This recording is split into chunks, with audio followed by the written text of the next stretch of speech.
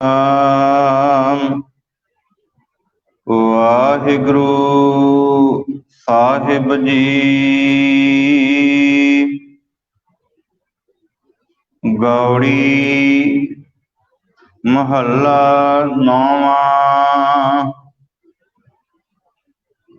ਕੋ ਮਾਈ ਭੂਲਿਓ ਮਨ ਸਮਝਾਵੈ।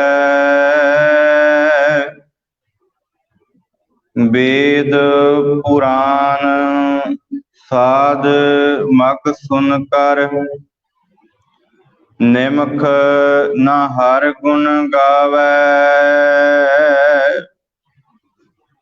ਕੋ ਮਾਈ ਭੂਲਿਓ ਮਨ ਸਮਝਾਵੈ। ਵੇਦ ਪੁਰਾਨ ਸਾਧ ਮਗ ਸੁਨ ਕਰ। ਨਿਮਖ ਨਾ ਹਰ ਗੁਣ ਗਾਵੈ। ਰਹਾਉ ਦੁਰਲਭ ਦੇਹ ਪਾਏ ਮਾਨਸ ਕੀ। ਬਿਰਥਾ ਜਨਮ ਸਿਰਾਵੈ। ਮਾਇਆ ਮੋਹ ਮਹਾ ਸੰਕਟ ਬਨ। ਤਾਸਿਓ ਰੁਚ ਉਪਜਾਵੈ। ਅੰਤਰ ਬਾਹਰ ਸਦਾ ਸੰਗ ਪ੍ਰਭ। ਤਾਸਿਓ ਨੇਹ ਨਾ ਲਾਵੈ। ਨਾਨਕ ਮੁਕਤ ਤਾਹੇ ਤੁਮ ਮਾਨਹੁ। ਜੇ ਘਟ ਰਾਮ ਸਮਾਵੈ। ਅੰਤਰ ਬਾਹਰ ਸਦਾ ਸੰਗ ਪ੍ਰਭ। ਤਾਸਿਓ ਨੇਹ ਨਾ ਲਾਵੈ। ਨਾਨਕ ਮੁਕਤ ਤਾਹੇ ਤੁਮ ਮਾਨਹੁ। ਜੇ ਘਟ ਰਾਮ ਸਮਾਵੈ। ਵਾਹਿਗੁਰੂ ਜੀ ਕਾ ਖਾਲਸਾ ਵਾਹਿਗੁਰੂ ਜੀ ਕੀ ਫਤਿਹ। ਪਰਮ ਸਤਿਕਾਰਯੋਗ ਵਾਲੀਏ ਕੁਲ ਆਲਮ ਚਵਰ ਛਤਰ ਤਖਤ ਦੇ ਮਾਲਕ ਧੰਨ ਸ੍ਰੀ ਗੁਰੂ ਗ੍ਰੰਥ ਸਾਹਿਬ ਸੱਚੇ ਪਾਤਸ਼ਾਹ ਜੀ ਦੀ ਪਾਵਨ ਗੋਦ ਅੰਦਰ ਸੁਭਾਏਮਾਨ ਗੁਰੂ ਕੀ ਸਾਜੀ ਨਵਾਜੀ ਸਾਧ ਸੰਗਤ ਜੀਓ ਵਡਭਾਗੇ ਹਾਂ। ਨਿਤਾ ਪ੍ਰਤੀ ਧੰਨ ਗੁਰੂ ਤੇਗ ਬਹਾਦਰ ਸਾਹਿਬ ਸੱਚੇ ਪਾਤਸ਼ਾਹ ਜੀ ਦੇ ਪਾਵਨ ਸ਼ਬਦਾਂ ਦੀ ਚੱਲ ਰਹੀ ਵਿਚਾਰ ਦੇ ਵਿੱਚ ਹਾਜ਼ਰੀਆਂ ਭਰ ਰਹੇ ਹਾਂ। ਗੁਰੂ ਸਾਹਿਬ ਰਹਿਮਤ ਕਰਨ ਸਾਡੇ ਸਾਰੇ ਜੀਵਾਂ ਦੇ ਉੱਤੇ ਆਪਣਾ ਰਹਿਮਤ ਭਰਿਆ ਹੱਥ ਰੱਖ ਕੇ ਅੱਜ ਦੇ ਪਾਵਨ ਸ਼ਬਦ ਦੀ ਵਿਚਾਰ ਆਪ ਕਰਵਾ ਲੈਣ। ਅੱਜ ਦਾ ਪਾਵਨ ਸ਼ਬਦ ਧੰਨ ਸ੍ਰੀ ਗੁਰੂ ਗ੍ਰੰਥ ਸਾਹਿਬ ਜੀ ਦੇ ਪਾਵਨ ਅੰਗ 220 ਉੱਪਰ ਸੁਭਾਏਮਾਨ ਹੈ। ਇਹ ਸ਼ਬਦ ਧੰਨ ਸ੍ਰੀ ਗੁਰੂ ਤੇਗ ਬਹਾਦਰ ਸਾਹਿਬ ਸੱਚੇ ਪਾਤਸ਼ਾਹ ਜੀ ਦਾ ਗੌੜੀ ਰਾਗ ਦੇ ਅੰਦਰ 6ਵਾਂ ਸ਼ਬਦ ਹੈ ਤੇ ਲੜੀ ਅਨੁਸਾਰ ਵੀ, ਕਿਉਂਕਿ 59 ਸ਼ਬਦਾਂ ਦੀ ਵਿਚਾਰ ਕਰਨੀ ਹੈ ਤੇ ਲੜੀ ਅਨੁਸਾਰ ਵੀ ਇਹ 6ਵਾਂ ਸ਼ਬਦ ਹੀ ਹੈ। ਇਸ ਸ਼ਬਦ ਦੇ ਅੰਦਰ ਧੰਨ ਗੁਰੂ ਤੇਗ ਬਹਾਦਰ ਸਾਹਿਬ ਸੱਚੇ ਪਾਤਸ਼ਾਹ ਜੀ ਜੋ ਸਾਨੂੰ ਜੀਵਨ ਦੇ ਬਾਬਤ ਬਖਸ਼ਿਸ਼ ਕਰਦੇ ਨੇ, ਸਮਝਾਉਂਦੇ ਹਨ, ਉਹਦੀ ਵਿਚਾਰ ਅਸੀਂ ਸਰਵਣ ਕਰਨੀ ਹੈ। ਆਓ ਸਾਰੀ ਸੰਗਤ ਧੰਨ ਸ੍ਰੀ ਗੁਰੂ ਗ੍ਰੰਥ ਸਾਹਿਬ ਜੀ ਦੇ ਹਜ਼ੂਰ ਅੰਦਰ ਦੋਏ ਕਰ ਜੋੜ ਕੇ ਬੇਨਤੀ ਕਰੀਏ, ਪਾਤਸ਼ਾਹ ਰਹਿਮਤ ਕਰੀ, ਆਪਣੀਆਂ ਵਿਚਾਰਾਂ ਆਪ ਕਰਵਾ ਲਵੀਂ, ਕਿਉਂਕਿ ਅਸੀਂ ਅਲਪ ਬੁੱਧੀ ਜੀਵ ਹਾਂ। ਗੁਰੂ ਅੱਗੇ ਰਜੋਈ ਕਰਦੇ ਹੋਏ ਬੜੇ ਪਿਆਰ ਤੇ ਸਤਿਕਾਰ ਨਾਲ ਆਪਣੀਆਂ ਖਿੰਡੀਆਂ ਹੋਈਆਂ ਬਿਰਤੀਆਂ ਨੂੰ ਇਕਾਗਰ ਕਰਨ ਦਾ ਯਤਨ ਕਰੀਏ। ਸਾਰੀ ਸੰਗਤ ਬੜੇ ਅਦਬ ਤੇ ਸਤਿਕਾਰ ਨਾਲ ਆਖੋ ਜੀ, ਸਤਿਨਾਮ ਸ੍ਰੀ ਵਾਹਿਗੁਰੂ ਸਾਹਿਬ ਜੀ। ਫਿਰ ਉਚਾਰਨ ਕਰੋ ਜੀ, ਸਤਿਨਾਮ ਸ੍ਰੀ ਵਾਹਿਗੁਰੂ ਸਾਹਿਬ ਜੀ। ਸਤਿਗੁਰੂ ਜੀ ਬਖਸ਼ਿਸ਼ ਕਰਦੇ ਹਨ। ਗੌੜੀ ਮਹੱਲਾ ਨੌਵਾਂ। ਨੌਵੇਂ ਪਾਤਸ਼ਾਹ ਗੌੜੀ ਰਾਗ ਦੇ ਅੰਦਰ ਬਖਸ਼ਿਸ਼ ਕਰਦੇ ਹਨ ਕਿ ਕੋ ਮਾਈ ਭੂਲਿਓ ਮਨ ਸਮਝਾਵੈ। ਹੇ ਮੇਰੀ ਮਾਂ, ਮੈਨੂੰ ਉਹ ਮਾਰਗ ਦੱਸ ਜਿਹਦੇ ਤੋਂ ਮੈਂ ਖਿੰਡ ਗਈ ਹਾਂ, ਜਿਹਦੇ ਤੋਂ ਮੈਂ ਦੂਰ ਹੋ ਗਈ ਹਾਂ।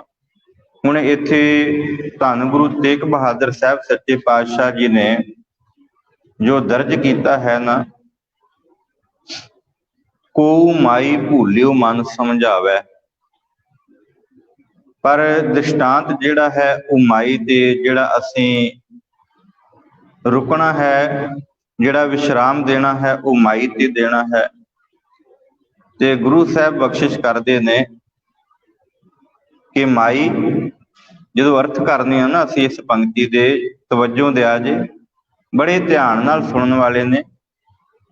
ਜਦੋਂ ਅਸੀਂ ਇਸ ਪੰਕਤੀ ਦੇ ਅਰਥ ਕਰਨੇ ਆ, ਫਿਰ ਮੈਂ ਪਹਿਲਾਂ ਆਪ ਜੀ ਨੂੰ ਬਖਸ਼ਿਸ਼ ਰੂਪ ਵਿੱਚ ਬੇਨਤੀ ਕਰਾਂ ਕਿ ਕੋ ਮਾਈ ਭੂਲਿਓ ਮਨ ਸਮਝਾਵੇ, ਇਹ ਪੰਕਤੀ ਹੈ। ਜਦੋਂ ਅਰਥ ਕਰਨੇ ਆ ਤੇ ਕੋ ਭੂਲਿਓ ਮਨ ਸਮਝਾਵੇ, ਮਾਈ, ਮਾਈ ਜਿਹੜਾ ਸ਼ਬਦ ਹੈ, ਉਹ ਸ਼ਬਦ ਜਿਹੜਾ ਵਾ, ਉਹ ਸ਼ਬਦ ਜਿਹੜਾ ਅਸੀਂ ਵੱਖਰਾ ਕਰਨਾ ਹੈ ਤੇ ਫਿਰ ਇਹਦੇ ਅਰਥ ਸਮਝ ਵਿੱਚ ਆਉਣਗੇ। ਗੁਰੂ ਸਾਹਿਬ ਕਹਿੰਦੇ ਨੇ, ਹੇ ਮੇਰੀ ਮਾਂ, ਮਾਂ ਨੂੰ ਆਵਾਜ਼ ਮਾਰੀ ਹੈ, ਕਿਉਂਕਿ ਅਸੀਂ ਜਦੋਂ ਜੀਵਨ ਦੇ ਵਿੱਚ ਸੰਸਾਰ ਦੇ ਅੰਦਰ ਜੀਵਨ ਗੁਜ਼ਾਰਦੇ ਹਾਂ ਨਾ, ਤੇ ਜਿਹੜੀ ਮਾਂ ਹੈ ਨਾ, ਉਹ ਆਪਣੇ ਬੱਚੇ ਦਾ ਸਭ ਤੋਂ ਪਹਿਲਾ ਗੁਰੂ ਹੈ। ਘਰ ਦੇ ਵਿੱਚ ਮਾਂ ਹੀ ਆਪਣੇ ਬੱਚੇ ਨੂੰ ਦੱਸਦੀ ਏ ਚੰਗਾ ਕੀ ਏ, ਮਾੜਾ ਕੀ ਏ। ਮਾਂ ਕਹਿ ਦੇਵੇ, ਜਿਸ ਵੱਲ ਹੱਥ ਕਰ ਦੇਵੇ ਨਾ, ਪੁੱਤ ਆ ਤੇਰਾ ਪਿਓ ਹੈ, ਤੇ ਬੱਚਾ ਫਿਰ ਉਹ ਮੰਨ ਜਾਂਦਾ। ਸਭ ਤੋਂ ਵੱਡਾ ਗੁਰੂ ਜਿਹੜਾ ਹੈ ਸੰਸਾਰ ਦੇ ਉੱਤੇ, ਉਹ ਮਾਂ ਹੈ ਸਭ ਤੋਂ ਪਹਿਲਾਂ। ਤੇ ਗੁਰੂ ਸਾਹਿਬ ਨੇ ਮਾਂ ਨੂੰ ਆਵਾਜ਼ ਮਾਰ ਕੇ ਆਖਿਆ, ਹੇ ਮੇਰੀ ਮਾਂ, ਕੋ ਭੂਲਿਓ ਮਨ ਸਮਝਾਵੇ। ਫਿਰ ਸਮਝਣ ਦਾ ਯਤਨ ਕਰਿਆ ਜੇ ਇਹ ਨਾ ਮਨ ਵਿੱਚ ਹੋਵੇ ਕਿ ਪੰਕਤੀ ਗਲਤ ਬੋਲ ਦਿੱਤੀ ਹੈ। ਗੁਰੂ ਕੇ ਪਿਆਰਿਓ, ਇਹਦੇ ਅਰਥ ਕਰਨ ਲੱਗਿਆ, ਕਿਉਂਕਿ ਪੰਕਤੀ ਹੈ ਕੋ ਮਾਈ ਭੂਲਿਓ ਮਨ ਸਮਝਾਵੇ, ਪਰ ਇੱਥੇ ਆਵਾਜ਼ ਮਾਰੀ ਹੈ, ਹੇ ਮੇਰੀ ਮਾਂ, ਕੋਈ ਜਨ ਮੈਨੂੰ ਜਿਹੜਾ ਵਾ ਭੂਲਿਓ ਮਨ ਸਮਝਾਵੇ। ਮੇਰਾ ਮਨ ਜਿਹੜਾ ਉਹ ਭਟਕ ਗਿਆ, ਮੇਰਾ ਮਨ ਭੁੱਲ ਗਿਆ, ਕੁਰਾਹੇ ਪੈ ਗਿਆ, ਰਸਤੇ ਤੋਂ ਕੁਰਖਤੇ ਹੋ ਗਿਆ, ਰਾਹ ਛੱਡ ਦਿੱਤਾ। ਜਿਸ ਰਾਹ ਦੇ ਉੱਤੇ ਚੱਲਣਾ ਸੀ ਉਹ ਰਾਹ ਛੱਡ ਦਿੱਤਾ, ਤੇ ਮੈਨੂੰ ਸਮਝਾ, ਕਿਉਂਕਿ ਜਿਸ ਕੁਰਾਹੇ ਰਸਤੇ ਦੇ ਉੱਤੇ ਮੈਂ ਚੱਲ ਪਈ ਹਾਂ, ਜਿਸ ਕੁਰਾਹੇ ਰਸਤੇ ਉੱਤੇ ਮੈਂ ਤੁਰ ਪਿਆ ਹਾਂ, ਜਿਸ ਪੈਂਡੇ ਨੂੰ ਮੈਂ ਪਕੜ ਲਿਆ, ਇਸ ਪੈਂਡੇ ਦੇ ਉੱਤੇ ਰੱਬ ਦਾ ਨਾਂ ਨਹੀਂ। ਇਸ ਮਾਰਗ ਦੇ ਉੱਤੇ ਚੱਲਿਆ ਰੱਬ ਦਾ ਨਾਮ ਨਹੀਂ ਸਿਮਰਿਆ ਜਾ ਸਕਦਾ। ਇਸ ਰਸਤੇ ਦੇ ਉੱਤੇ ਚੱਲਿਆ ਗੁਰੂ ਸਾਹਿਬ ਕਹਿੰਦੇ ਨੇ ਕਿ ਭਾਈ ਸਦਾ ਖੁਆਰੀ ਹੈ, ਹਰ ਬਿਸਰਤ ਸਦਾ ਖੁਆਰੀ। ਤੇ ਗੁਰੂ ਸਾਹਿਬ ਕਹਿੰਦੇ ਨੇ, ਤਾਕੋ ਤੋਖਾ ਕਹਾਂ ਵਿਆਪੈ, ਜਾ ਕੋ ਓਟ ਤੁਹਾਰੀ। ਫਿਰ ਉਹਨੂੰ ਕੋਈ ਮੁਸ਼ਕਲ ਨਹੀਂ, ਜਿਹਨੂੰ ਉਹਦੀ ਓਟ ਆ ਜਾਵੇ ਨਾ, ਉਹਦਾ ਆਸਰਾ ਆ ਜਾਵੇ, ਉਹ ਫਿਰ ਖੁਆਰ ਨਹੀਂ ਹੁੰਦਾ। ਪਰ ਜਿਹੜਾ ਪ੍ਰਮਾਤਮਾ ਨੂੰ ਵਿਸਾਰ ਦਿੰਦਾ ਹੈ ਭਾਈ, ਇਸ ਸੰਸਾਰ ਦੇ ਉੱਤੇ ਉਹ ਖੁਆਰ ਹੁੰਦਾ ਹੈ। ਤੇ ਗੁਰੂ ਸਾਹਿਬ ਕਹਿੰਦੇ ਨੇ, ਇਸ ਸੰਸਾਰ ਦੇ ਉੱਤੇ ਹੇ ਮੇਰੀ ਮਾਂ, ਮੈਨੂੰ ਸਮਝਾ ਦੇ। ਮਾਂ ਦਾ ਮੁੱਢਲਾ ਫਰਜ਼ ਹੈ ਕਿ ਪੁੱਤਰ ਨੂੰ ਸਮਝਾਉਣਾ, ਤੇ ਸਮਝਾਉਣ ਦਾ ਤਰੀਕਾ ਵੀ ਬੜਾ ਅਲੱਗ-ਅਲੱਗ ਹੈ। ਇੱਥੇ ਤਖੱਲਸ ਮਾਂ ਵਰਤਿਆ ਹੈ। ਤੇ ਕਈ ਵਾਰ ਜਦੋਂ ਅਸੀਂ ਇਤਿਹਾਸ ਵਿੱਚ ਝਾਕੀ ਮਾਰੀਏ, ਜਦੋਂ ਨਜ਼ਰ ਮਾਰਦੇ ਆ ਨਾ ਇਤਿਹਾਸ ਦੇ ਅੰਦਰ, ਤੇ ਕਈ ਐਸੇ ਪੁਰਸ਼ ਹੋਏ ਨੇ, ਕਈ ਐਸੇ ਗੁਰਸਿੱਖ ਹੋਏ ਨੇ, ਜਿਨ੍ਹਾਂ ਨੂੰ ਫਿਰ ਗੁਰੂ ਕੇ ਪਿਆਰਿਆਂ ਨੇ, ਗੁਰੂ ਕੇ ਸਿੱਖਾਂ ਨੇ ਮਾਂ ਦੇ ਰੂਪ ਵਿੱਚ ਸਮਝਾਉਣ ਦਾ ਯਤਨ ਕੀਤਾ। ਜਦੋਂ ਕੋਈ ਕਹਿੰਦਾ ਨਾ ਕਿ ਮੈਂ ਤੇਰਾ ਸ਼ਾਗਿਰਦ ਪੈ ਗਿਆ, ਹੁਣ ਮੈਨੂੰ ਸਮਝਾ ਦੇ, ਤੇ ਫਿਰ ਕਈ ਵਾਰ ਵਡੇਰੇ, ਤੁਸੀਂ ਬਜ਼ੁਰਗ ਬੈਠੇ ਜੇ,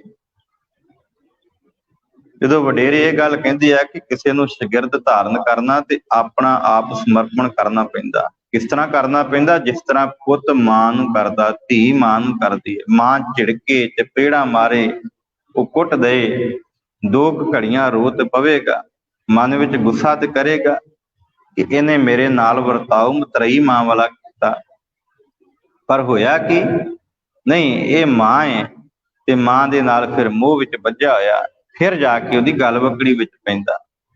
ਐਸੇ ਕਈ ਇਤਿਹਾਸ ਦੇ ਵਿੱਚ ਜ਼ਿਕਰ ਨੇ। ਮੈਂ ਸ਼ਬਦ ਦੇ ਅਰਥੀ ਅੱਖਰ ਜਿਹੜੇ ਅੱਖਰਾਂ ਦੇ ਸ਼ਾਬਦਿਕ ਅਰਥ ਨੇ ਉਹ ਬਾਅਦ ਵਿੱਚ ਕਰਾਂਗੇ। ਇੱਕ ਸਾਖੀ ਚੇਤੇ ਆਈ ਬੈਠਿਆਂ ਬੜੇ ਦਾਰਸ਼ਨਿਕ, ਬੜੇ ਵੱਡੇ ਵਿਗਿਆਨੀ, ਕਿਉਂਕਿ ਕਈ ਵਾਰ ਮਨ ਦੇ ਵਿੱਚ ਇਹ ਗੱਲ ਆ ਜਾਂਦੀ ਹੈ ਕਿ ਧਨ ਕਮਾਉਂਦਿਆਂ ਮਨੁੱਖ ਪਰਾਏ ਪੈ ਜਾਂਦਾ, ਫਿਰ ਵਾਪਸ ਕਿੱਦਾਂ ਆਵੇ?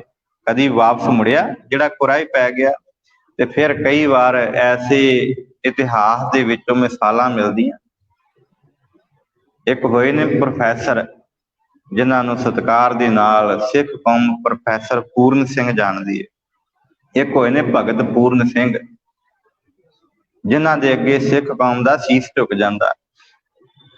ਤੇ ਦੂਜੇ ਹੋਏ ਨੇ ਪ੍ਰੋਫੈਸਰ ਪੂਰਨ ਸਿੰਘ, ਇਹ ਭਾਈ ਵੀਰ ਸਿੰਘ ਦੇ ਸਮੇਂ ਦੇ ਵਿੱਚ ਹੋਏ ਨੇ। ਬੜੇ ਮਹਾਨ ਕਵੀ ਸਨ ਤੇ ਕਵਿਤਾ ਜਦੋਂ ਰਚਦੇ ਸਨ, ਕਹਿੰਦੇ ਇੰਨਾ ਰਸ ਸੀ ਕਿ ਉਸ ਕਵਿਤਾ ਦੇ ਵਿੱਚ ਮਨ ਜੁੜ ਜਾਂਦਾ ਸੀ। ਬੜੇ ਬੜੇ ਜਲਸਿਆਂ ਦੇ ਵਿੱਚ, ਬੜੇ ਬੜੇ ਸਮਾਗਮਾਂ ਦੇ ਵਿੱਚ ਜਾ ਕੇ ਇਹਨਾਂ ਨੂੰ ਸਤਿਕਾਰ ਦੇ ਨਾਲ ਬੁਲਾਇਆ ਜਾਂਦਾ ਸੀ। ਤੇ ਜਦੋਂ ਸਤਿਕਾਰ ਦੇ ਨਾਲ ਬੁਲਾਇਆ ਜਾਣ, ਫਿਰ ਇਹਨਾਂ ਆਪਣੀ ਕਵਿਤਾ ਪੇਸ਼ ਕਰਨੀ। ਇੱਕ ਦਿਨ ਸਮਾਂ ਬਣਿਆ, ਅੱਜ ਸਾਡੇ ਵੀ ਲੜਕੀ ਇਹੀ ਕੰਮ ਕਰਦੇ ਆ ਨਾ, ਕਿਤੇ ਬਾਹਰ ਦਾ ਪ੍ਰੋਗਰਾਮ ਬਣ ਜਾਵੇ, ਪੜ੍ਹਾਈ ਕਰਨ ਵਾਸਤੇ ਦੇਸ਼ੋਂ ਵਿਦੇਸ਼ ਜਾਣਾ ਪਵੇ, ਤੇ ਸਾਡਾ ਬੱਚਾ ਕੀ ਕਰਦਾ? ਕਹਿੰਦਾ ਕਿ ਮੇਰਾ ਵੀਜ਼ਾ ਆ ਗਿਆ ਮਾਂ, ਇਹ ਮੇਰੇ ਪਿਤਾ, ਮੈਂ ਹੁਣ ਕੇਸ ਕਟਾਉਣੇ। ਇਹ ਉੱਥੋਂ ਦਾ ਕਲਚਰ ਨਹੀਂ, ਉੱਥੋਂ ਦਾ ਫੈਸ਼ਨ ਨਹੀਂ, ਤੇ ਹੁਣ ਮੈਂ ਫੈਸ਼ਨ ਕਰਨਾ। ਬੱਚਾ ਕੇਸ ਕਟਾ ਦਿੰਦਾ। ਇਸੇ ਤਰ੍ਹਾਂ ਜਦੋਂ ਇਹਨਾਂ ਦਾ ਜੀਵਨ ਪੜ੍ਹਦੇ ਆ ਨਾ, ਤੇ ਜੀਵਨ ਦੇ ਵਿੱਚੋਂ ਪ੍ਰੋਫੈਸਰ ਪੂਰਨ ਸਿੰਘ ਆਖਦੇ ਨੇ, ਮੇਰੇ ਮਨ ਦੇ ਉੱਤੇ ਪ੍ਰਭਾਵ ਪੈ ਗਿਆ ਪੱਛਮੀ ਸੱਭਿਅਤਾ ਦਾ, ਮੇਰੇ ਮਨ ਉੱਤੇ ਅਸਰ ਕਰ ਗਿਆ। ਜਦੋਂ ਉੱਥੇ ਜਾਪਾਨ ਦੇ ਵਿੱਚ ਜਾ ਕੇ ਬੈਠਾ ਨਾ ਪੜ੍ਹਾਈ ਕਰਨ ਵਾਸਤੇ, ਤੇ ਬੜੇ ਬੜੇ ਲੋਕ ਮਿਲੇ, ਜਿਨ੍ਹਾਂ ਵਿੱਚੋਂ ਇਸ ਸੰਸਾਰ ਦੇ ਉੱਤੇ ਇਹਨੂੰ ਇੱਕ ਸਵਾਮੀ ਮਿਲਿਆ। ਉਸ ਸਵਾਮੀ ਨੇ ਇਹਨੂੰ ਆਪਣੇ ਪ੍ਰਭਾਵ ਥੱਲੇ ਲੈ ਲਿਆ, ਤੇ ਪ੍ਰਭਾਵ ਥੱਲੇ ਆ ਗਿਆ ਨਾ ਜਦੋਂ, ਤੇ ਫਿਰ ਇਹਨੇ ਆਪਣੇ ਸਿਰ ਉੱਤੋਂ ਵਾਲ ਕਟਾ ਦਿੱਤੇ, ਕੇਸ ਮੁੰਨਾ ਦਿੱਤੇ। ਤੇ ਕਈਆਂ ਨੇ ਇਹ ਵੀ ਜ਼ਿਕਰ ਕੀਤਾ ਕਿ ਇਹ ਜਦੋਂ ਬਾਹਰ ਗਿਆ, ਉੱਥੇ ਫਿਰ ਇੱਕ ਗੋਰੀ ਔਰਤ ਦੇ ਨਾਲ ਇਹਦਾ ਸੰਬੰਧ ਜੁੜ ਗਿਆ, ਪਿਆਰ ਬਣ ਗਿਆ। ਤੇ ਉਹਦੇ ਪਿਆਰ ਦੇ ਵਿੱਚ ਬੱਝੇ ਹੋਏ ਨੇ ਫਿਰ ਕੇਸ ਕਟਾ ਦਿੱਤੇ। ਹੁਣ ਦਾਰਸ਼ਨਿਕ ਬੜਾ ਸੀ, ਗਿਆਨੀ ਬੜਾ ਸੀ, ਵਿਗਿਆਨ ਦੇ ਵਿੱਚ ਕਈ ਖੋਜਾਂ ਕੀਤੀਆਂ ਇਸ ਮਨੁੱਖ ਨੇ। ਮੈਂ ਉਹਦੇ ਵੱਲ ਨਾ ਜਾਵਾਂ, ਇਹਦੀਆਂ ਖੋਜਾਂ ਵੱਲ, ਖੋਜਾਂ ਗਿਣੀਏ ਨਾ। ਮੈਂ ਰਾਤੀ ਪੜ੍ਹ ਰਿਹਾ ਸੀ ਇਹਨੂੰ, ਜਦੋਂ ਭਾਈ ਵੀਰ ਸਿੰਘ ਜੀ ਨੂੰ ਪੜ੍ਹਿਆ ਨਾ, ਤੇ ਵਿੱਚ ਜ਼ਿਕਰ ਆਇਆ, ਕਹਿੰਦੇ ਬੜਾ ਵੱਡਾ ਗਿਆਨੀ ਸੀ, ਇੰਨਾ ਗਿਆਨ ਸੀ ਇਹਨੂੰ, ਵਿਗਿਆਨ ਦੇ ਵਿੱਚ ਨਿਪੁੰਨ ਤੇ ਕਵਿਤਾ ਵਿੱਚ ਵੀ ਨਿਪੁੰਨ। ਇਹਨੇ ਬੜੀਆਂ ਕਵਿਤਾ ਪੰਜਾਬੀ ਵਿੱਚ ਰਚੀਆਂ। ਫਿਰ ਹਾ ਦਾ ਨਾਰਾ ਵੀ ਮਾਰਿਆ ਅੰਗਰੇਜ਼ਾਂ ਦੇ ਸਮੇਂ। ਤੇ ਭਾਈ ਵੀਰ ਸਿੰਘ ਜੀ ਕਹਿੰਦੇ ਨੇ ਕੇਸ ਮਨਾਏ ਹੋਏ ਨੇ, ਤੇ ਜਲਸੇ ਵਿੱਚ ਆਇਆ, ਸਮਾਗਮ ਦੇ ਵਿੱਚ ਆਇਆ, ਭਰਿਆ ਇਕੱਠ ਹੈ, ਕਵਿਤਾ ਪੇਸ਼ ਕੀਤੀ ਹੈ। ਤੇ ਕਵਿਤਾ ਤੋਂ ਪਹਿਲਾਂ ਧੰਨ ਗੁਰੂ ਰਾਮਦਾਸ ਪਾਤਸ਼ਾਹ ਜੀ ਦੇ ਦਰ ਦੇ ਘਰ ਦੇ ਕੀਰਤਣੀ ਹੈ ਭਾਈ ਹੀਰਾ ਸਿੰਘ ਜੀ। ਕਹਿੰਦੇ ਇਹਨਾਂ ਦੇ ਦਰਬਾਰ ਸਾਹਿਬ ਜਾ ਕੇ ਨਾ, ਕਿਉਂਕਿ ਮਨ ਦੇ ਅੰਦਰ ਤਾਂਘ ਸੀ, ਜਦੋਂ ਸਿੱਖੀ ਦਾ ਬੂਟਾ ਲੱਗਾ ਹੋਵੇ ਨਾ, ਮੰਨ ਲਓ ਸਾਡਾ ਜਨਮ ਆ ਸਿੱਖ ਘਰਾਣੇ ਵਿੱਚ ਹੋਇਆ, ਇਹ ਵੀ ਆਲੂ ਵਾਲੀਆਂ ਦੇ ਵਿੱਚੋਂ ਪੈਦਾ ਹੋਏ ਨੇ। ਕਹਿੰਦੇ ਜਦੋਂ ਮਨ ਦੇ ਵਿੱਚ ਤਾਂਘ ਹੋਵੇ, ਅੱਜ ਵੀ ਜਦੋਂ ਫੌਰਨ ਤੋਂ ਕੋਈ ਆਉਂਦਾ ਤੇ ਫਿਰ ਧਨ ਲੈ ਕੇ ਗੁਰੂ ਰਾਮਦਾਸ ਦੇ ਦਰ ਦੇ ਉੱਤੇ ਰਸੀਦਾਂ ਕਟਾਉਂਦੇ ਨੇ, ਪਰ ਸਿਰੋਂ ਮੋਨੇ ਨੇ। ਤੇ ਉਸ ਸਮੇਂ ਫਿਰ ਗੁਰੂ ਘਰ ਦੇ ਕੀਰਤਨੀਏ ਅੱਜ ਵੀ ਹੋਣਗੇ, ਪਰ ਉਸ ਸਮੇਂ ਭਾਈ ਹੀਰਾ ਸਿੰਘ ਜੀ ਰੱਤੀ ਰੂਹ ਜਦੋਂ ਸ਼ਬਦ ਪੜ੍ਹਿਆ ਨਾ, ਤੇ ਮਨ ਦੇ ਉੱਤੇ ਤੀਰ ਵੱਜਾ, ਸ਼ਬਦ ਦੀ ਬਾਣ ਵੱਜੀ। ਅੱਖਾਂ ਵਿੱਚ ਹੰਝੂ ਨੇ। ਤੇ ਅੱਜ ਜਲਸੇ ਦੇ ਵਿੱਚ ਭਾਈ ਵੀਰ ਸਿੰਘ ਜੀ ਕਹਿੰਦੇ ਕਵਿਤਾ ਪੜ੍ਹਨ ਲੱਗੇ ਨੇ। ਕਵਿਤਾ ਪੜ੍ਹਦਿਆਂ ਹੰਝੂ ਆ ਗਏ ਤੇ ਆਣ ਕੇ ਕਹਿੰਦੇ ਮੇਰੇ ਨਾਲ ਹੀ ਕੋਲ ਚੇਅਰ ਤੇ ਬੈਠ ਗਏ ਨੇ। ਤੇ ਮੈਂ ਸਿਰ ਉੱਤੇ ਹੱਥ ਫੇਰਦਿਆਂ ਆਖਿਆ, ਪੂਰਨ ਸਿੰਘ ਮਨ ਬੜਾ ਉਦਾਸ ਹੈ। ਕਹਿੰਦੇ ਅੱਜ ਸ਼ਬਦ ਦੀ ਬਾਣ ਵੱਜੀ ਹੈ, ਚੂਟ ਵੱਜੀ ਹੈ। ਭਾਈ ਹੀਰਾ ਸਿੰਘ ਹੋਣਾ ਨੇ ਬੜਾ ਸੋਹਣਾ ਕਮਾਲ ਦਾ ਸ਼ਬਦ ਪੜ੍ਹਿਆ। ਮਾਫ ਕਰਨਾ ਮੈਂ ਇੱਥੇ ਕਹਿ ਕੇ ਜਾਵਾਂ, ਸਾਡੇ ਕੰਨਾਂ ਦਾ ਰਸ ਹੁੰਦਾ। ਕੋਈ ਗਾਣੇ ਦੀ ਤਰਜ਼ ਉੱਤੇ ਸ਼ਬਦ ਪੜ੍ਹ ਦੇਵੇ ਨਾ, ਅਸੀਂ ਵਾਹ ਵਾਹ ਕਰਦੇ ਹਾਂ ਕਿ ਵਾਹ ਵਾਹ ਕਿਆ ਬਾਤ ਹੈ, ਰਾਗੀ ਨੇ ਏਡਾ ਸੁੰਦਰ ਸ਼ਬਦ ਗਾਇਆ। ਭਾਈ ਰਾਗੀ ਉਹਨੂੰ ਕਹਿੰਦੇ ਨੇ ਜਿਹਨੇ ਰਾਗ ਦੇ ਵਿੱਚ ਕੀਰਤਨ ਕੀਤਾ ਹੋਵੇ। ਜਿੱਦਾਂ ਧੰਨ ਗੁਰੂ ਨਾਨਕ ਪਾਤਸ਼ਾਹ ਜੀ ਨੇ ਭਾਈ ਮਰਦਾਨੇ ਨੂੰ ਆਖਿਆ, ਮਰਦਾਨਿਆ ਰਬਾਬ ਛੇੜ, ਬਾਣੀ ਆਈ ਹੈ। ਫਿਰ ਰਾਗ ਉਹ ਬਾਣੀ ਦਾ ਅਲਾਪਣਾ ਜਿਹੜਾ ਗੁਰੂ ਨਾਨਕ ਪਾਤਸ਼ਾਹ ਜੀ ਨੇ ਸ਼ਬਦ ਉਚਾਰਨ ਕਰਨਾ। ਐਸਾ ਬਾਣ ਜਿਹੜਾ ਸੀ ਉਹ ਗਿਆਨੀ ਹੀਰਾ ਸਿੰਘ ਜੀ ਦੀ ਰਸਨਾ ਦੇ ਉੱਤੋਂ ਪੜ੍ਹਿਆ ਹੋਇਆ ਸ਼ਬਦ ਪੂਰਨ ਸਿੰਘ ਦੇ ਮਨ ਉੱਤੇ ਪ੍ਰਭਾਵ ਕਰ ਗਿਆ। ਕਹਿੰਦੇ ਇੰਨਾ ਕੋਮਲ ਮਨ, ਭਾਈ ਵੀਰ ਸਿੰਘ ਜੀ ਕਹਿੰਦੇ ਪੂਰਨ ਸਿੰਘ ਇੰਨਾ ਕੋਮਲ ਮਨ। ਪਰ ਜਦੋਂ ਆ ਸਿਰ ਉੱਤੇ ਹੱਥ ਮਾਰਿਆ, ਕਹਿੰਦੇ ਜਦੋਂ ਆ ਕੇਸਾਂ ਦੇ ਉੱਤੇ ਕੈਂਚੀ ਚੱਲੀ ਤੈਨੂੰ ਪਤਾ ਨਾ ਚੱਲਿਆ, ਅੱਖਾਂ ਚੋਂ ਹੰਝੂ ਆ ਗਏ। ਤੇ ਫਿਰ ਆਖਣ ਲੱਗੇ, ਭਾਈ ਵੀਰ ਸਿੰਘ ਜੀ ਮੈਨੂੰ ਰਸਤਾ ਦੱਸ ਦਿਓ। ਜਿੱਦਾਂ ਅੱਜ ਧੰਨ ਗੁਰੂ ਤੇਗ ਬਹਾਦਰ ਪਾਤਸ਼ਾਹ ਜੀ ਨੇ ਆਵਾਜ਼ ਮਾਰੀ ਨਾ, ਕੋ ਮਾਈ ਭੁੱਲਿਓ ਮਨ ਸਮਝਾਵੇ। ਹੇ ਭਾਈ ਵੀਰ ਸਿੰਘ ਜੀ ਮੇਰਾ ਮਨ ਭੁੱਲ ਗਿਆ ਸੀ, ਭਟਕ ਗਿਆ ਸੀ। ਇਹਨੇ ਜਾਪਾਨ ਵਿੱਚ ਜਾ ਕੇ ਸੰਨਿਆਸ ਧਾਰਨ ਕਰ ਲਿਆ ਸੀ। ਕਹਿੰਦੇ ਇਹਦੀ ਭੈਣ ਦਾ ਅੰਤਿਮ ਸੰਸਕਾਰ ਸੀ ਤੇ ਇਹ ਮੁੜ ਕੇ ਨਹੀਂ ਆਇਆ, ਬੜੀ ਬਿਮਾਰ ਸੀ। ਇਹ ਪਛਾਣ ਨਹੀਂ, ਇਹਨੇ ਸੰਨਿਆਸ ਧਾਰਨ ਕਰ ਲਿਆ ਸੀ। ਪਰ ਸ਼ਬਦ ਦੀ ਬਾਣ ਜਦੋਂ ਚੋਟ ਵੱਜੀ ਨਾ, ਮਨ ਉੱਤੇ ਚੋਟ ਕੀਤੀ ਤੇ ਫਿਰ ਅੱਖਾਂ ਵਿੱਚ ਹੰਝੂ ਨੇ। ਤੇ ਭਾਈ ਵੀਰ ਸਿੰਘ ਨੇ ਆਖਿਆ, ਭਾਈ ਜੇ ਤੇਰਾ ਇੰਨਾ ਕੋਮਲ ਮਨ ਹੈ ਤੇ ਆ ਕੋਮਲ ਕੋਮਲ ਕੇਸਾਂ ਉੱਤੇ ਕੈਂਚੀ ਚਲਾਉਣ ਦਾ ਤੇਰਾ ਹੀਆ ਕਿਵੇਂ ਪਿਆ। ਤੇ ਫਿਰ ਇਹ ਰੋਂਦਾ ਹੋਇਆ, ਕਰਲਾਉਂਦਾ ਹੋਇਆ ਭਾਈ ਵੀਰ ਸਿੰਘ ਨੂੰ ਕਹਿੰਦਾ ਕਿ ਮੈਂ ਵਾਪਸ ਪਰਤਣਾ। ਤੇ ਕਹਿੰਦੇ ਫਿਰ ਵਾਪਸ ਪਰਤਣ ਦਾ ਤੇ ਇੱਕੋ ਤਰੀਕਾ ਹੈ ਕਿ ਹੁਣ ਇਹਨੂੰ ਕੈਂਚੀ ਨਾ ਲਾਈ। ਫਿਰ ਇਹ ਇੰਨਾ ਮਹਾਨ ਗੁਰਸਿੱਖ ਬਣਿਆ। ਕਈ ਕਵਿਤਾ ਇਹਨੇ ਗੁਰੂ ਦੇ ਪਰਥਾਏ, ਪੰਜਾਬੀ ਦੇ ਪਰਥਾਏ, ਬੜਾ ਸਾਹਿਤ ਇਹਨੇ ਰਚਿਆ ਤੇ ਇਸ ਸੰਸਾਰ ਦੇ ਉੱਤੇ ਨਾਮ ਨਾ ਖਟਿਆ। ਅੱਜ ਸਿੱਖ ਕੌਮ ਜਿਹੜੀ ਉਹਨੂੰ ਯਾਦ ਕਰਦੀ ਹੈ। ਕਿਉਂਕਿ ਉਹਨੇ ਆਵਾਜ਼ ਮਾਰੀ, ਗੁਰਸਿੱਖ ਨੂੰ ਆਣ ਕੇ ਕਿਹਾ ਕਿ ਮੇਰਾ ਮਨ ਭੁੱਲ ਗਿਆ। ਜਿੱਦਾਂ ਅੱਜ ਧੰਨ ਗੁਰੂ ਤੇਗ ਬਹਾਦਰ ਸਾਹਿਬ ਸੱਚੇ ਪਾਤਸ਼ਾਹ ਜੀ ਬਖਸ਼ਿਸ਼ ਕਰਦੇ ਨੇ ਕਿ ਹੇ ਮੇਰੀ ਮਾਂ ਮੇਰਾ ਮਨ ਭੁੱਲ ਗਿਆ। ਕਿਉਂਕਿ ਮਨ ਭਟਕਦਾ ਹੈ ਤੇ ਗੁਰੂ ਦੇ ਨਾਲੋਂ ਟੁੱਟ ਜਾਂਦਾ ਹੈ, ਫਿਰ ਸੁੱਖ ਨਹੀਂ। ਤੇ ਫਿਰ ਧੰਨ ਗੁਰੂ ਗ੍ਰੰਥ ਸਾਹਿਬ ਸੱਚੇ ਪਾਤਸ਼ਾਹ ਜੀ ਦੀ ਬਾਣੀ ਆਖਦੀ ਏ, ਮੇਰੀ ਮਾਂ ਇਸ ਸੰਸਾਰ ਦੇ ਉੱਤੇ ਮੈਂ ਦੁਖੀ ਹੋ ਗਿਆ। ਕਿਉਂਕਿ ਸੁੱਖ ਤੇ ਪ੍ਰਮਾਤਮਾ ਦਾ ਨਾਮ ਹੈ। ਮਾਈ ਮੇਰੇ ਮਨ ਕੋ ਸੁਖ, ਕਿੱਦਾਂ ਸੁਖ ਹੈ, ਮਿਲੈ ਸੁਖ ਨਾਮ ਅਰ ਸੋਭਾ। ਸੋਭਾ ਕਿੱਦਾਂ ਮਿਲਦੀ ਹੈ, ਜਦੋਂ ਅਸੀਂ ਪ੍ਰਮਾਤਮਾ ਦਾ ਨਾਮ ਜਪਦੇ ਹਾਂ, ਸਿਮਰਨ ਕਰਦੇ ਹਾਂ, ਫਿਰ ਹੀ ਇਸ ਸੰਸਾਰ ਦੇ ਉੱਤੇ ਸੁੱਖ ਹੈ।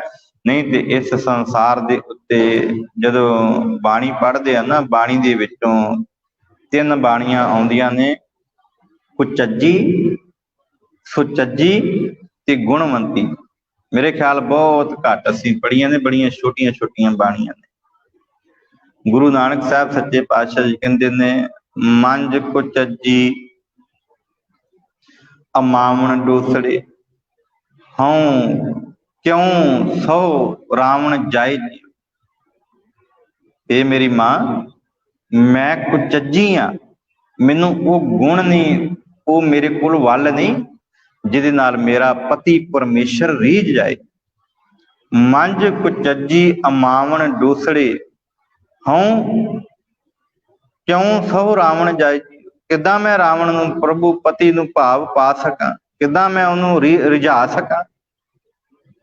ਇਸ ਸੰਸਾਰ ਦੇ ਉੱਤੇ ਕਹਿੰਦੇ 1 2 1 ਚੜ੍ਹੰਦੀਆਂ, ਕੌਣ ਜਾਣੈ ਮੇਰਾ ਨਾਮ ਜੀਵ। ਕਹਿੰਦੇ ਇੱਥੇ ਤੇ 1 ਤੋਂ 1 ਉੱਚੀਆਂ ਨੇ,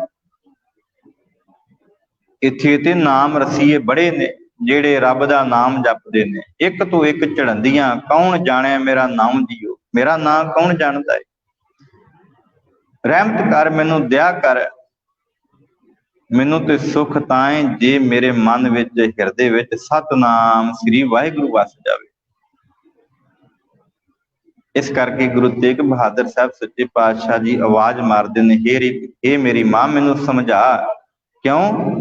ਕਿਉਂਕਿ ਵੇਦ ਪੁਰਾਨ ਸਾਧ ਮਗ ਸੁਨ ਕਰ, ਨਿਮਕ ਨ ਹਰ ਗੁਣ ਗਾਵੈ। ਇਹ ਮੇਰੀ ਮਾਂ, ਮੇਰਾ ਮਨ ਵੇਦਾਂ ਦਾ ਗਿਆਤਾ। ਧਿਆਨ ਨਾਲ ਸੁਣਿਓ ਜੇ, ਵੇਦ ਪੁਰਾਣ, ਇਹ ਵੇਦਾਂ ਦਾ, ਇਹਨੇ ਧਰਮ ਗ੍ਰੰਥ ਪੜ੍ਹੇ ਨੇ। ਸੰਸਾਰ ਦੇ ਉੱਤੇ 4 ਵੇਦ ਮੰਨੇ ਗਏ।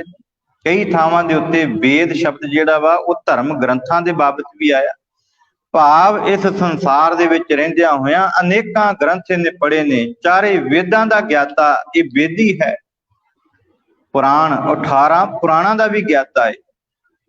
ਤੇ ਗੁਰੂ ਸਾਹਿਬ ਕਹਿੰਦੇ ਨੇ ਕਿ ਇਹ ਮੇਰੀ ਮਾਂ, ਵੇਦ ਪੁਰਾਣ ਤੇ ਅੱਗੇ ਨਾਲ ਸਾਧ ਮਗ ਸੁਣ ਕਰ। ਮਗ ਕਹਿੰਦੇ ਨੇ ਰਸਤੇ ਨੂੰ। ਗੁਰੂ ਸਾਹਿਬ ਕਹਿੰਦੇ ਨੇ ਕਿ ਜਿਹੜਾ ਰਸਤਾ ਸਾਧ ਮਗ, ਸਾਧੂਆਂ ਵਾਲਾ, ਸੰਤਾਂ ਵਾਲਾ, ਸੰਤ ਜਨਾਂ ਵਾਲਾ, ਗੁਰੂ ਦਾ ਦਰਸਾਇਆ ਹੋਇਆ ਮਾਰਗ ਮੈਂ ਸੁਣ ਤੇ ਲਿਆ। ਮੈਂ 4 ਵੇਦ ਪੜ੍ਹ ਲਏ, ਮੈਂ 18 ਪੁਰਾਣ ਪੜ੍ਹ ਲਏ। ਜਿਹੜਾ ਮਾਰਗ ਸੰਤ ਜਨਾਂ ਨੇ ਦੱਸਿਆ ਸੀ ਨਾ ਕਿ ਭਲਿਆ ਇਹ ਰਸਤਾ ਜਿਹੜਾ ਵਾ ਇਹ ਪ੍ਰਮਾਤਮਾ ਦੇ ਰਾਹ ਵੱਲ ਨੂੰ ਜਾਂਦਾ, ਮੈਂ ਸੁਣ ਤੇ ਲਿਆ। ਪਰ ਨਿਮਖ ਨਾ ਹਰ ਗੁਣ ਗਾਵੇ। ਸੁਣ ਕੇ ਮੈਂ ਆਪਣੇ ਕੰਨਾਂ ਦੇ ਨਾਲ ਸੁਣ ਕੇ ਤੇ ਉਹਦੇ ਉੱਤੇ ਅਮਲ ਨਹੀਂ ਕੀਤਾ, ਤੇ ਇੱਕ ਖਿਣ ਵੀ ਪ੍ਰਮਾਤਮਾ ਦਾ ਜਿਹੜਾ ਉਹ ਨਾਮ ਸਿਮਰਨ ਨਹੀਂ ਕੀਤਾ। ਇੱਕ ਖਿਣ ਵੀ ਪ੍ਰਮਾਤਮਾ ਦਾ ਨਾਮ ਨਹੀਂ ਸਿਮਰਨ ਕੀਤਾ। ਇਸ ਸੰਸਾਰ ਦੇ ਉੱਤੇ ਇਹ ਐਸਾ ਸੁਭਾਅ ਬਣਿਆ ਸੀ। ਲੋਕ ਧਰਮ ਗ੍ਰੰਥਾਂ ਦੇ ਗਿਆਤਾ ਸਨ, ਧਰਮ ਗ੍ਰੰਥਾਂ ਨੂੰ ਪੜ੍ਹਦੇ ਸਨ, ਪਰ ਮਨ ਅੰਦਰ ਅਹੰਕਾਰ ਸੀ। ਫਿਰ ਹੁੰਦਾ ਕੀ ਸੀ, ਮੇਰੇ ਵਰਗਾ ਫਿਰ 4 ਗ੍ਰੰਥਾਂ ਨੂੰ ਪੜ੍ਹ ਕੇ ਤੇ ਜਿਹੜੇ ਆਮ ਲੋਕ ਨੇ ਉਹਨਾਂ ਦੇ ਵਿੱਚ ਬੈਠ ਕੇ ਆਖਦਾ ਕਿ ਮੈਨੂੰ 4 ਵੇਦਾਂ ਦਾ ਮੈਨੂੰ ਗਿਆਨ ਹੈ, ਮੈਂ ਇੰਨੇ ਗ੍ਰੰਥ ਪੜ੍ਹੇ ਨੇ। ਫਿਰ ਵਿਚਾਰ ਕਰਦਾ, ਫਿਰ ਛਾਤੀ ਉੱਤੇ ਹੱਥ ਮਾਰਦਾ ਕਿ ਭਾਈ ਮੇਰੇ ਨਾਲ ਵਿਚਾਰ ਕਰੋ।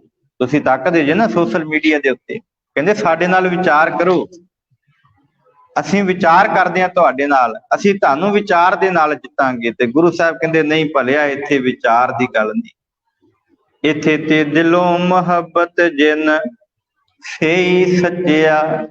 ਭਈ ਜਿਨ ਮਨ ਹੋਰ ਮੁਖ ਹੋਰ, ਸੇ ਕਾਂਡੇ ਕੱਚਿਆ। ਰਤੇ ਇਸ਼ਕ ਖੁਦਾਏ ਰੰਗ ਦੀਦਾਰ ਕੇ।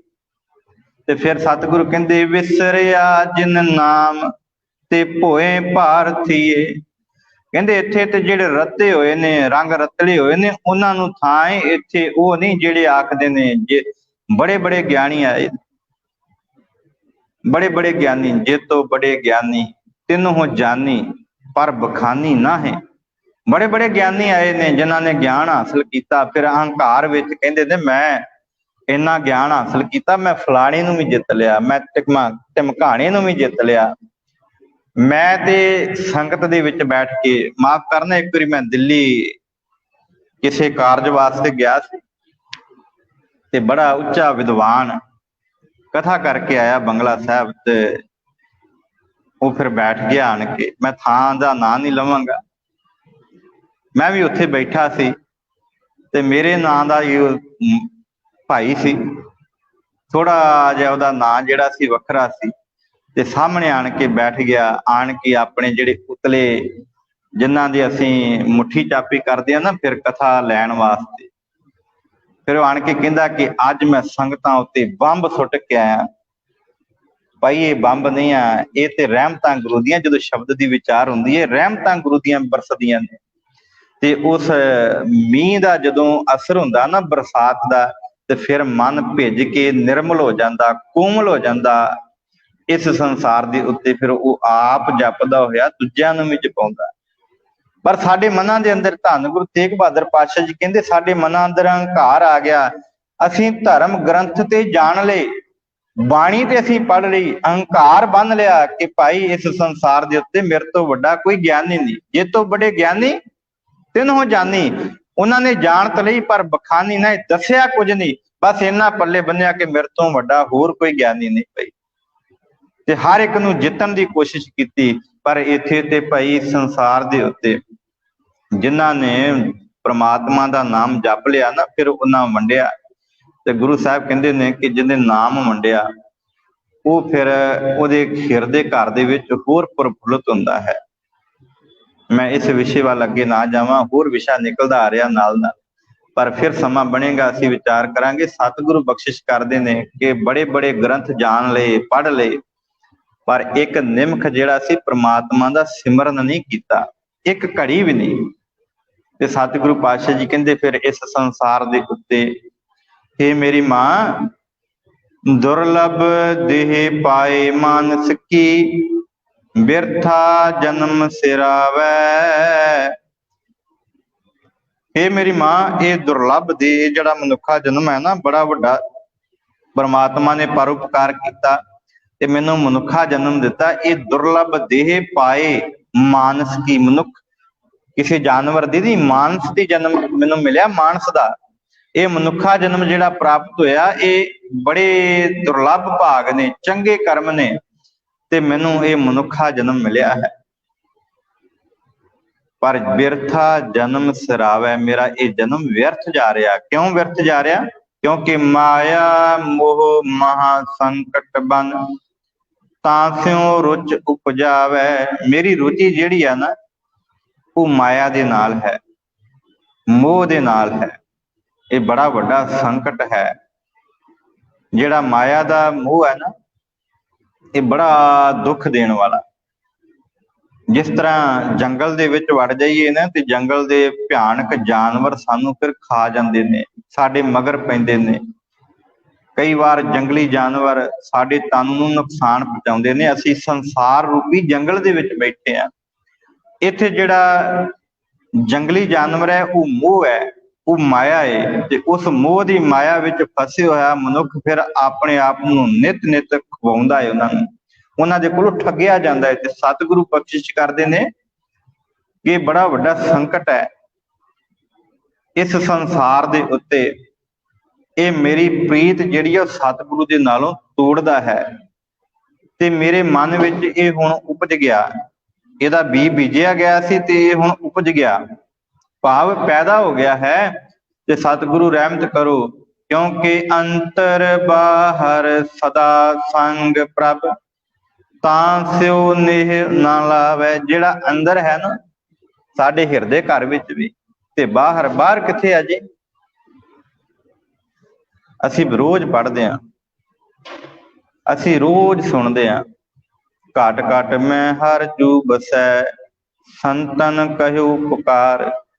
ਸੰਤ ਜਨ ਜਿਹੜੇ ਆ ਨਾ, ਜਿਹੜੇ ਭਗਤ ਜਨ ਨੇ ਉਹਦੇ, ਉਹ ਰੌਲਾ ਪਾਉਂਦੇ ਨੇ ਕਿ ਭਾਈ ਹਰ ਜਗ੍ਹਾ ਦੇ ਉੱਤੇ, ਜਲ ਦੇ ਵਿੱਚ, ਥਲ ਦੇ ਉੱਤੇ, ਧਰਤੀ ਦੇ ਉੱਤੇ, ਹਰ ਥਾਂ ਦੇ ਉੱਤੇ ਉਹ ਮੌਜੂਦ ਹੈ। ਕਣ ਕਣ ਵਿੱਚ ਉਹ ਪ੍ਰਮਾਤਮਾ ਮੌਜੂਦ ਹੈ। ਤੇ ਸਤਿਗੁਰੂ ਬਖਸ਼ਿਸ਼ ਕਰਦੇ ਨੇ ਕਿ ਹੇ ਭਾਈ, ਇਸ ਸੰਸਾਰ ਦੇ ਉੱਤੇ ਮੇਰਾ ਉਹਦੇ ਨਾਲ ਨਿਉ ਨਹੀਂ ਬਣਿਆ। ਅੰਤਰ ਬਾਹਰ ਸਦਾ ਸੰਗ ਪ੍ਰਭ, ਇਹ ਤੇ ਸਮਝ ਲਿਆ ਵੇਦ ਪੜ੍ਹ ਕੇ, ਇਹ ਤੇ ਅਸੀਂ ਸਮਝ ਲਿਆ ਵੇਦਾਂ ਦਾ ਅਭਿਆਸ ਕਰਕੇ, ਭਾਵ ਧਰਮ ਗ੍ਰੰਥ ਪੜ੍ਹ ਕੇ, ਕਿ ਪਰਮਾਤਮਾ ਹੈ, ਹਰ ਜਗ੍ਹਾ ਦੇ ਉੱਤੇ ਹੈ। ਅਸੀਂ ਸਾਰੇ ਜਾਣਦੇ ਹਾਂ। ਮੈਂ ਵਿਚਾਰ ਕਰ ਰਿਹਾ, ਤੁਸੀਂ ਸੁਣ ਰਹੇ ਜੇ, ਰੋਜ਼ਾਨਾ ਸੁਣਦੇ ਆ, ਤੇ ਸਾਡੇ ਮਨਾਂ ਵਿੱਚ ਹਰ ਰੋਜ਼ ਇਹ ਗੱਲ ਆਉਂਦੀ ਹੈ ਕਿ ਵਾਕਈ ਹਰ ਜਗ੍ਹਾ ਦੇ ਉੱਤੇ ਪਰਮਾਤਮਾ ਕੋਈ ਪਾਪ ਨਾ ਹੋ ਜਾਵੇ। ਤੇ ਸਤਿਗੁਰੂ ਕਹਿੰਦੇ ਇਹ ਜਾਣਦਾ ਹੋਇਆ ਵੀ ਜਿਹੜਾ ਫਿਰ ਉਹਦੇ ਨਾਲ ਨਿਉ ਨਹੀਂ ਬਣਾਉਂਦਾ, ਉਹਦੇ ਨਾਲ ਪ੍ਰੀਤੀ ਨਹੀਂ ਬਣਾਉਂਦਾ। ਹੁਣੇ ਅਸੀਂ ਥੱਲੇ ਗਏ, ਸਾਡੇ ਕੰਨਾਂ ਦਾ ਰਸ, ਕਿਸੇ ਨੇ ਕਿਸੇ ਦੀ ਚੁਗਲੀ, ਕਿਸੇ ਨੇ ਕਿਸੇ ਦੀ ਨਿੰਦਿਆ, ਤੇ ਬੜੇ ਖੁਸ਼ ਹੋਵਾਂਗੇ। ਪਰ ਇੱਥੇ ਜਦੋਂ ਸੁਣਨਾ, ਇੱਥੇ ਜਦੋਂ ਕੋਈ 10 ਮਿੰਟ ਬਹਿ ਕੇ ਕੋਈ ਕਹਿ ਦੇਵੇ ਨਾ, ਭਾਈ ਸਤਨਾਮ ਸ੍ਰੀ ਵਾਹਿਗੁਰੂ ਦਾ ਜਾਪ ਕਰ ਲੈ, ਜਪਜੀ ਪੜ੍ਹ ਲੈ, ਬੜਾ ਔਖਾ ਲੱਗਦਾ। ਐਉਂ ਲੱਗਦਾ ਕਿਸੇ ਨੇ ਸੰਗਲ ਮਾਰ ਦਿੱਤੇ ਹੋ। ਤੇ ਸਤਿਗੁਰੂ ਕਹਿੰਦੇ ਇਸ ਬੰਧਨ ਤੋਂ ਛੁਟਕਾਰਾ ਕਰਕੇ ਕਿਤੇ 2 ਘੜੀਆਂ ਨਾ, 2 ਘੜੀਆਂ ਕਿਤੇ ਦੋ ਵੀ ਛੱਡ ਦੇ, ਇੱਕ ਘੜੀ ਤੋਂ ਅੱਧੀ ਘੜੀ, ਅੱਧੀ ਤੋਂ ਵੀ ਅੱਧੀ, ਇੰਨਾ ਕੀ ਸਮਾਂ ਕਿਤੇ ਨਾਮ ਜਪ ਲੈ ਤੇ ਤੇਰਾ ਜਿਹੜਾ ਮਨ ਹੈ ਉਹ ਫੁੱਲ ਵਾਂਗੂ ਹੌਲਾ ਹੋ ਜਾਵੇਗਾ ਤੇ ਤੂੰ ਉਸ ਦੀ ਦਰਗਾਹ ਉੱਤੇ ਸੁਰਖਰੂ ਹੋ ਜਾਵੇਗਾ। ਕਿਉਂਕਿ ਇੱਕ ਨਿਮਕ, ਕੱਲ ਅਸੀਂ ਵਿਚਾਰ ਕੀਤੀ ਸੀ ਨਾ, ਹਾਥੀ ਨੇ ਇੱਕ ਨਿਮਕ ਵਿੱਚ ਆਪਣੇ ਜਿਹੜੇ ਤੰਦੂਏ ਦੀਆਂ ਤਾਰਾਂ ਸਨ ਉਹਨਾਂ ਤੋਂ ਛੁਟਕਾਰਾ ਪਾ ਲਿਆ ਸੀ। ਇੱਕ ਨਿਮਕ ਹੀ ਜਪਿਆ ਸੀ, ਪਰ ਹੋਵੇ ਮਨੋਂ ਕਰਕੇ। ਤੇ ਸਤਿਗੁਰੂ ਕਹਿੰਦੇ ਨੇ ਸਭ ਕੁਝ ਜਾਣਦਾ ਹੋਇਆ ਵੀ ਇਹ ਪਰਮਾਤਮਾ ਦੇ ਨਾਲ ਲਿਵ ਨਹੀਂ ਲਾਉਂਦਾ। ਨਾਨਕ ਮੁਕਤ ਤਾਹੇ ਤੁਮ ਮਾਨੋ, ਜੇ ਕਟ ਰਾਮ ਸਮਾਵੈ। ਤੇ ਗੁਰੂ ਤੇਗ ਬਹਾਦਰ ਪਾਤਸ਼ਾਹ ਜੀ ਅਖੀਰ ਵਿੱਚ ਫਿਰ ਬੇਨਤੀ ਕਰਦੇ ਨੇ ਕਿ ਹੇ ਭਾਈ, ਅਸਲ ਵਿੱਚ ਮੁਕਤ ਮਨੁੱਖ ਉਹੀ ਹੈ ਜਿਹਨੇ ਰਾਮ ਦੇ ਨਾਲ ਲਿਵ ਲਾ ਲਈ, ਜਿਹਨੇ ਰਾਮ ਦੇ ਨਾਮ ਨੂੰ ਆਪਣੇ ਹਿਰਦੇ ਵਿੱਚ ਸਮਾ ਲਿਆ। ਨਾਨਕ ਮੁਕਤ ਤਾਹੇ ਤੁਮ ਮਾਨੋ, ਤਾਂ ਹੀ ਮੰਨੀ। ਜਿਹੇ ਘਟ ਰਾਮ ਸਮਾਵੇ, ਜਿਹਦੇ ਘਟ ਦੇ ਵਿੱਚ ਰਾਮ ਹੋਵੇ ਉਹ ਫਿਰ ਕਿਸੇ ਨੂੰ ਮੰਦਾ ਨਹੀਂ ਬੋਲਦਾ। ਉਹ ਕੋੜਾ ਬੋਲ ਨਾ ਜਾਣੇ, ਉਹ ਕੋੜਾ ਬੋਲ ਥੋੜਾ ਜਾਣਦਾ। ਉਹ ਥੋੜਾ ਕਹਿੰਦਾ ਕਿ ਮੈਂ ਕਿਸੇ ਨੂੰ ਜਿੱਤਣਾ, ਕਿਸੇ ਦੇ ਨਾਲ ਵਿਚਾਰ ਕਰਕੇ, ਕਿਸੇ ਦੇ ਨਾਲ ਚਰਚਾ ਕਰਕੇ ਮੈਂ ਬੈਸਣਾ। ਉਹ ਕਹਿੰਦਾ ਨਹੀਂ ਭਾਈ, ਆਪੋ ਆਪਣੀ ਬੁੱਧ ਹੈ ਜੇਤੀ, ਤੇ ਬਰਨਤ ਭਿੰਨ ਭਿੰਨ ਤੋਹੇ ਤੇਤੀ। ਉਹ ਫਿਰ ਇਹ ਜਾਣਦਾ ਕਿ ਜਿੰਨੀ ਕਿਸੇ ਦੀ ਬੁੱਧ ਹੈ ਉਹਨਾਂ ਉਹ ਕੋਈ ਸਿਮਰਨ ਕਰ ਰਿਹਾ। ਪੌੜੀਆਂ ਚੜ੍ਹਦੇ ਆ ਤੇ ਕਈ ਪੌੜੀ ਪਹਿਲੇ ਡੰਡੇ ਤੇ ਪੈਰ ਰੱਖੀ ਫਿਰਦੇ ਨੇ, ਕਈ ਟੀਸੀ ਤੇ ਨੇ। ਟੀਸੀ ਵਾਲਾ ਹੰਕਾਰ ਕਰੇ ਕਿ ਮੇਰੇ ਤੋਂ ਵੱਡਾ ਗਿਆਨੀ ਕੋਈ ਨਹੀਂ, ਤੇ ਫਿਰ ਉਹ ਕਈ ਵਾਰ ਪਿੱਛੇ ਵੇਖਦਾ ਕਿ ਮੇਰੇ ਤੋਂ ਥੱਲੇ ਕਿੰਨੇ ਨੇ। ਜਦੋਂ ਪਛਾਣ ਨੂੰ ਵਹਿੰਦਾ ਤੇ ਫਿਰ ਪੈਰ ਤਿਲਕਦਾ ਤੇ ਡੰਡਾ ਕੋਈ ਥੱਲੇ ਨਹੀਂ ਰਹਿੰਦਾ। ਫਿਰ ਉਹਦਾ ਤਨ ਵੀ ਟੁੱਟ ਜਾਂਦਾ, ਸਰੀਰ ਵੀ ਟੁੱਟ ਜਾਂਦਾ, ਤੇ ਜਿਹੜੀ ਥਾਂ ਦੇ ਪੁੱਜਿਆ ਸੀ ਉਸ ਥਾਂ ਨੂੰ ਵੀ ਖੋ ਬੈਠਦਾ। ਭਾਈ ਇਹ ਮਨ ਦੇ ਵਿੱਚ ਅਹੰਕਾਰ ਛੱਡ ਕੇ ਗੁਰੂ ਸਾਹਿਬ ਕਹਿੰਦੇ ਨੇ ਗੁਰੂ ਦੇ ਅੱਗੇ ਰਜੋਈ ਕਰੋ। ਗੁਰੂ ਸਾਡੀ ਮਾਂ ਹੈ, ਇਹ ਮੇਰੀ ਮਾਂ। ਇੱਥੇ ਮਾਂ ਸੰਬੋਧਨ ਸ਼ਬਦ ਕੀਤਾ ਨਾ, ਮਾਂ ਨੂੰ ਸੰਬੋਧਨ ਹੋ ਕੇ, ਇਹ ਮੇਰੀ ਮਾਂ ਮੈਨੂੰ ਸਮਝਾ ਦੇ ਕਿ ਅਸਲ ਵਿੱਚ ਪਰਮਾਤਮਾ ਦਾ ਨਾਮ ਹੀ ਮਦਦਗਾਰ ਹੈ। ਅਹੰਕਾਰ ਵਿੱਚ ਨਹੀਂ। ਵੇਦ ਪੜ੍ਹ ਲੈਣੇ ਜ਼ਰੂਰੀ ਨੇ, ਧਰਮ ਗ੍ਰੰਥ ਪੜ੍ਹਨੇ ਜ਼ਰੂਰੀ ਨੇ, ਪਰ ਉਹਦੇ ਨਾਲ ਪੜ੍ਹਨ ਦੇ ਬਾਅਦ ਜਿਹੜਾ ਵਾ ਉਹਨੂੰ ਸਮਝਣਾ ਤੇ ਸਮਝ ਕੇ ਆਪਣੇ ਮਨ ਵਿੱਚ ਵਸਾਉਣਾ, ਇਹ ਸਭ ਤੋਂ ਵੱਡਾ ਕਰਮ ਹੈ। ਗੁਰੂ ਸਾਹਿਬ ਬਖਸ਼ਿਸ਼ ਕਰਨ, ਸਾਨੂੰ ਇਹ ਸਮਝਾ ਦੇਣ, ਇਹ ਮੱਤ ਤੇ ਬੁੱਧ ਬਖਸ਼ ਦੇਣ, ਤਾਂ ਕਿ ਸਾਡਾ ਆਇਆ ਹੋਇਆ ਇਸ ਧਰਤੀ ਦੇ ਉੱਤੇ ਪ੍ਰਵਾਨ ਹੋਵੇ। ਅਸੀਂ ਸਮਝ ਜਾਈਏ ਕਿ ਇਹ ਦੇਹ ਜਿਹੜੀ ਹੈ ਬੜੀ ਮੁਸ਼ਕਲ ਪ੍ਰਾਪਤ ਹੋਈ ਹੈ, ਇਹ ਬੜੀ ਉੱਤਮ ਦੇਹ ਹੈ, ਮਨੁੱਖਾ ਜਨਮ ਬੜਾ ਉੱਤਮ ਹੈ। ਇਹਦੇ ਵਿੱਚ ਰਹਿੰਦਿਆਂ ਹੋਇਆਂ ਤੇਰੀ ਭਗਤੀ ਕਰਕੇ ਆਤਮਾ ਨੂੰ ਪਰਮਾਤਮਾ ਵਿੱਚ ਲੇਵ ਲੀਨ ਕਰ ਦਈਏ। ਹੋਈਆਂ ਭੁੱਲਾਂ ਦੀ ਖਿਮਾ। ਸਮੂਹ ਸੰਗਤ ਦਾ ਧੰਨਵਾਦ। ਮੈਂ ਸਮਾਂ ਥੋੜਾ ਜਿਹਾ ਉੱਤੇ ਲੈ ਗਿਆ, ਪਰ ਵਿਚਾਰ ਜਿਹੜੀ ਹੈ ਗੁਰੂ ਤੇਗ ਬਹਾਦਰ ਸਾਹਿਬ ਜੀ ਦੇ ਸ਼ਬਦਾਂ ਦੀ ਇਹ ਬੜੀ ਲੰਬੇਰੀ ਹੈ। ਸੋ ਮੈਂ ਜ਼ਿਆਦਾ ਸਮਾਂ ਨਾ ਲੈਂਦਾ ਹੋਇਆ ਇੱਥੇ ਹੀ ਖਿਮਾ ਦਾ ਜਾਚਕ ਹਾਂ। ਅਖੀਰ ਵਿੱਚ ਬੇਨਤੀ ਕਰਾਂ, ਅੱਜ ਧੰਨ ਬਾਬਾ ਬੁੱਢਾ ਸਾਹਿਬ ਜੀ ਦਾ ਜਨਮ ਦਿਹਾੜਾ ਹੈ। ਆਪ ਸਭ ਸੰਗਤਾਂ ਨੂੰ ਬਹੁਤ ਬਹੁਤ ਵਧਾਈਆਂ। ਗੁਰੂ ਸਾਹਿਬ ਰਹਿਮਤ ਕਰਨ, ਸਾਰਿਆਂ ਜੀਵਾਂ ਦੇ ਸਿਰ ਤੇ ਮਿਹਰ ਭਰਿਆ ਹੱਥ ਰੱਖ ਕੇ ਉਹਨਾਂ ਨੂੰ ਸੁਖੀ ਵਸਾਉਣ, ਆਪਣੇ ਨਾਮ ਦੇ ਦਾਨ ਦੀ ਦਾਤ ਬਖਸ਼ਿਸ਼ ਕਰਨ। ਸੋ ਇੰਨੀਆਂ ਕੁ ਬੇਨਤੀਆਂ ਪ੍ਰਵਾਨ ਕਰਨੀਆਂ। ਇਹ ਜੋ ਸਮੁੱਚਾ ਸਮਾਗਮ ਹੈ ਸ੍ਰੀ ਗੁਰੂ ਗੋਬਿੰਦ ਸਿੰਘ ਜੀ ਵੈਲਫੇਅਰ ਟਰੱਸਟ ਵੱਲੋਂ, ਜੋ ਬੜੌਦਾ ਦਾ ਟਰੱਸਟ ਹੈ, ਸਮੂਹ ਸੰਗਤਾਂ ਦਾ, ਸਮੂਹ ਪ੍ਰਬੰਧਕ ਕਮੇਟੀਆਂ ਦਾ, ਉਹਨਾਂ ਵੱਲੋਂ ਇਹ ਬੜਾ ਵੱਡਾ ਉਪਰਾਲਾ ਕੀਤਾ ਗਿਆ ਹੈ। ਲੜੀਵਾਰ ਕਥਾ ਇੱਥੇ ਵੀ ਚੱਲ ਰਹੀ ਹੈ ਤੇ 31 ਅਕਤੂਬਰ ਨੂੰ ਗੁਰਦੁਆਰਾ ਨਾਨਕਵਾੜੀ ਸਿੰਘ ਸਭਾ ਇਤਿਹਾਸਕ ਅਸਥਾਨ ਤੇ ਵੀ ਸ਼ਾਮ ਦੇ ਦੀਵਾਨਾਂ ਵਿੱਚ 7 ਵਜੇ ਤੋਂ ਲੈ ਕੇ ਤੇ 7:40 ਤੱਕ ਪੌਣਾ ਘੰਟਾ ਗੁਰੂ ਨਾਨਕ ਪਾਤਸ਼ਾਹ ਜੀ ਦੇ ਜੀਵਨ ਉੱਤੇ ਉਹ ਵਿਚਾਰ ਕਰਕੇ ਆਪ ਜੀ ਨੂੰ ਦੱਸ ਦਿੱਤਾ ਜਾਵੇਗਾ ਕਿ ਉਹਨਾਂ ਦੇ ਜੀਵਨ ਇਤਿਹਾਸ ਬਾਰੇ ਜਾਂ ਉਹਨਾਂ ਦੇ ਸ਼ਬਦਾਂ ਬਾਰੇ ਵਿਚਾਰ ਹੋਵੇਗੀ, ਉਹ ਆਪ ਜੀ ਨੂੰ ਦੱਸ ਦਿੱਤਾ ਜਾਵੇਗਾ। ਸਾਰੀਆਂ ਸੰਗਤਾਂ ਨੇ ਲਾਹਾ ਪ੍ਰਾਪਤ ਕਰਨਾ। ਆਪ ਜੀ ਦੇ ਸਹਿਯੋਗ ਦੀ ਆਸ ਵਿੱਚ ਫਿਰ ਮੈਂ ਬੇਨਤੀ ਕਰਾਂ, ਜਿਹੜੀ ਸੰਗਤ ਲਾਈਵ ਦੇਖ ਰਹੀ ਹੈ, ਭਾਈ ਇਹਦੇ ਥੱਲੇ ਲਿਖਿਆ ਆ ਰਿਹਾ facebook.com/ਗੁਰਦੁਆਰਾ ਛਾਣੀ। ਇਹਦੇ ਲਿੰਕ ਤੇ ਜਾ ਕੇ ਤੇ ਅਸੀਂ ਇਸ ਫੇਸਬੁੱਕ ਦੇ ਨਾਲ ਜੁੜ ਸਕਦੇ ਹਾਂ। ਥੱਲੇ ਨਾਲ ਇਹ ਪੱਟੀ ਚੱਲਦੀ ਆ ਰਹੀ ਹੈ। ਸੋ ਸੰਗਤਾਂ ਨੂੰ ਬੇਨਤੀ ਹੈ ਕਿ ਹੋਰ ਵੀ ਵੱਧ, ਜਿਹੜੀ ਵੀ ਸੰਗਤ ਨਹੀਂ ਆ ਰਹੀ, ਜਿਹੜੀ ਇਸ ਵਕਤ ਜੁੜੀ ਹੋਈ ਹੈ, ਵੱਧ ਚੜ ਕੇ ਹੋਰ ਵੀ ਸੰਗਤਾਂ ਨੂੰ ਨਾਲ ਜੋੜਨ, ਤਾਂ ਹੀ ਇਹ ਮਨਾਏ ਹੋਏ ਗੁਰਪੁਰਬ ਸਫਲ ਨੇ। ਜੇ ਅਸੀਂ ਸਹਿਯੋਗ ਦੇਵਾਂਗੇ ਸੋ ਇੰਨੀਆਂ ਕੁ ਬੇਨਤੀਆਂ ਪ੍ਰਵਾਨ ਕਰਨੀਆਂ। ਆਓ ਅੰਤ ਫਤਿਹ ਬੁਲਾਈਏ ਜੀ। ਵਾਹਿਗੁਰੂ ਜੀ ਕਾ ਖਾਲਸਾ, ਵਾਹਿਗੁਰੂ ਜੀ ਕੀ ਫਤਿਹ।